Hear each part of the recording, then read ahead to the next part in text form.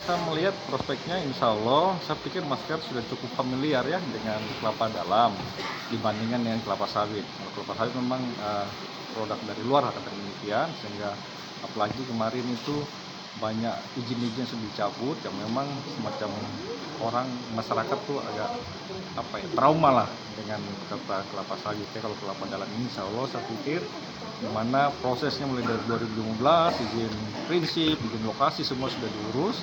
Ya, bahkan sampai sekarang ini masuk ke SM-nya Provinsi Papua Barat Daya, mungkin insya Allah apalagi mereka perusahaan itu sudah turun ke masyarakat, sudah bahkan sampai dari pelepasan kawasan sekitar 6.000 hektar lebih itu kan mereka sudah langsung dengan warga pemilik hak wilayah sehingga sudah dipetakan marga-marga. Saya pikir satu langkah itu maju, artinya pada dasarnya masyarakat di lokasi pun sudah tidak menolak, ya mereka welcome. Nah, kami dari pemerintah Sorong merasa bahwa ini juga satu potensi ya bagi kita Pemda Sorong untuk masyarakat menggerakkan roda perekonomian di daerah tersebut ya, karena di sini dua distrik Sarawati Tengah dan Sarawati Selatan selama ini mungkin selain potensi lautnya juga mungkin sedikit terkenal daerah penghasil migas, perusahaan-perusahaan kayak kalau ini sudah ada juga ya, perkebunan nanti masyarakat kan yang mengelolanya sendiri, karena ada untuk inti, ada untuk plasma, masa pengelola. Jadi kita harapkan mereka bisa memberdayakan masyarakat dan selalu masyarakat bisa memiliki tingkat pertumbuhan lebih baik. Berarti harapannya tidak dalam waktu lama sudah mereka bisa beroperasi. Insya Allah, saya katakan tadi ini kan sudah FGD dan sedangkan mereka kegiatan di lapangan sudah dilakukan. Jadi saya harapkan nanti kita Pemda welcome.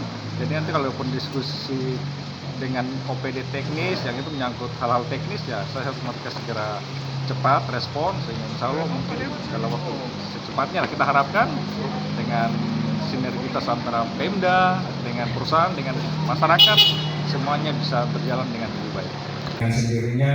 Kalau terkait dengan perizinan yang dilakukan oleh PT Dataran Luas itu sebenarnya mereka sudah berproses mulai dari izin untuk pelepasan kawasan sampai kepada OSS itu sudah dilakukan. Nah, terkait dengan izin-izin yang lainnya yang menjadi kewenangan daerah baik itu provinsi ataupun kabupaten juga sudah ada. Nah, yang kita lakukan hari ini adalah FGD dengan pemerintah, karena selama ini kan mereka berproses dengan masyarakat, berproses dengan pemerintah pusat, tapi kita pemerintah daerah belum dilibatkan, sehingga mereka juga melakukan FGD untuk membutuhkan saran masukan. Nanti masih ada satu kali lagi FGD antara masyarakat dengan pemerintah, baik provinsi maupun kabupaten, untuk rencana ke depan seperti apa. Sebenarnya masih banyak hal yang harus mereka diskusikan lagi, yang secara teknis nanti dengan masyarakat seperti apa, sesuai aturan perkebunan dan lain sebagainya, itu nanti mereka akan berproses. Targetnya kapan menurut mereka sendiri? Targetnya mungkin dalam bulan ini, bulan awal Juni atau pertengahan mereka sudah lakukan FGD yang kedua lagi. Jadi kalau tadi untuk tarik ulur terkait dengan pabrik seperti apa ini gambarannya? Kalau pabrik, mendengar penjelasan tadi yang disampaikan itu, mereka harus melihat kemampuan daripada bahan baku. Salah satunya kan dia tidak berharap untuk yang ditanam nanti, karena kalau ditanam itu kalau tidak salah 4-6 tahun. Tapi kalau stoknya tersedia dari pengumpul untuk beberapa wilayah baik Raja Ampat maupun Kabupaten Sorong dan kabupaten kota terdekat, pasti pabriknya sudah akan segera dibangun seperti yang disampaikan, kurang lebih 250.000 butir per hari dalam produksi yang harus dilakukan. Ekonomi jalan. Nah, itu kan dari total 17.000 ya kan. Kemudian dari kementerian kita memang didapatkan sekitar 6.000-an. Ekspansi yang penting kita bisa jalan dulu dan memanfaatkan apa yang ada. Terutama saya melihat itu potensi banyak sekali dari masyarakat kelapa itu kan di mana-mana ada. Dan itu kalau bisa kita memanfaatkan dengan baik untuk mendukung juga di dalam hal kita katakan tadi seperti saya katakan antara intensifikasi sama ekstensifikasi. Yang kami datang itu adalah suatu program ekstensifikasi, ya kan? Yang ada masyarakat itu adalah intensifikasi. Bagaimana meningkatkan kualitas dan produktivitas sehingga produksi mereka kita bisa gunakan. Potensinya besar sekali. sudah di ini ya Bu ya, studinya sudah ada ya, potensi mereka besar ya Bu. Jadi besar, kami belum hanya mendapatkan exact figures, ya kan? Kami melihat, memandang dan drone itu situasinya kami kelilingin.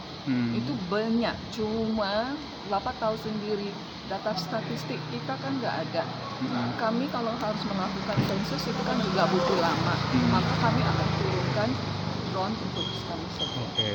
6.000 hektar yang tadi sudah disetujui, apakah juga tetap akan diupayakan untuk penanaman pohon kelapanya atau gimana? Tergantung kondisinya, ya. Tadi saya bilang kan ada bantaran sungai, ada ini, ada konservasi yang akan harus nantinya kami keluarkan, ya kan. Dan itu kan tidak boleh kita usahakan. Seperti tadi bilang ada hutan sagu,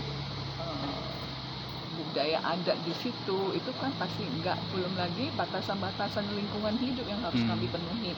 Sekian meter dari aliran sungai itu tidak boleh.